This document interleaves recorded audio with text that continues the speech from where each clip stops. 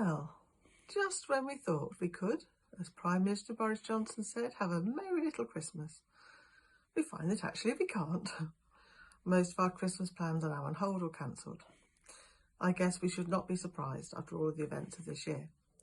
And I guess too it saves many of us making decisions, because now there are so few to make. It certainly will be a quiet little Christmas. As priests, we're waiting for our bishops to tell us what to do concerning church services. So much is up in the air.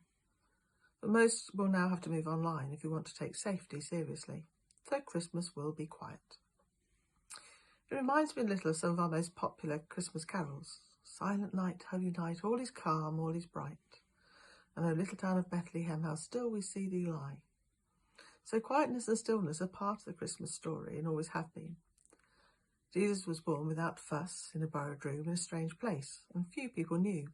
Although a whole load of angels woke up shepherds on a hillside to tell them good news, the foretaste of Jesus' ministry was always to ordinary people. If you think about how modern-day future kings and queens come into the world, it's totally different. We hear all about the pregnancy, the bloodline, the likely names, the likely godparents. Everything is public. TV cameras are there to welcome the new baby home. Then there are nannies and presents and all sorts of fuss and excitement. I've recently watched The Crown, and I know it's just a drama, but it's a very well-researched drama. And we see enough of the royal family through TV and newspapers to understand the huge privilege and wealth that comes with being a royal, especially if you're the king or queen. Huge palaces and castles, many different places to live, income in the hundreds of millions and lots of staff. I've enjoyed watching The Crown, but I'm so glad I'm just an ordinary person who doesn't have to live in that world, although I do greatly respect our Queen. The Christmas story is so very different. It's the story of God's Son being born in such a humble, poor way. I often wonder how, as a Christian country, we've allowed Christmas to become quite so commercial. I guess it just happened. Because the Christmas story is so countercultural. It was then and is now. This year we will all miss so much that we're used to at Christmas, seeing our loved ones in particular. And yet if we can rise above the disappointment, we can perhaps reflect a little on that first Christmas. I'm sure Mary wasn't chuffed at not having her own friends and family with her when she had her first baby, and not having her normal bedroom and surroundings.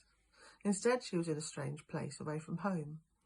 Humble beginnings in difficult times. We too are experiencing difficult times. We're away from our family and friends and in a place that seems strange. And yet let's look at that lovely hymn we sing so often. O little town of Bethlehem, how still we see thee lie. Above thy deep and dreamless sleep the silent stars go by. Yet in the dark street shineth the everlasting light. The hopes and fears of all the years are met in thee tonight. So in these seemingly dark days, we can remember that hope came to earth quietly, silently, in a hidden place, in humility. That hope in the form of a small baby is still with us, and always will be from now into eternity. So this Christmas will be more like that first silent night of Christmas than ever before. And perhaps we will be able to share more in understanding Jesus' birth. But until Christmas Day, take care, keep well, and may the hope that was born in that humble baby shine in you, and may God's blessing rest upon you and all those you love, today and always. Amen.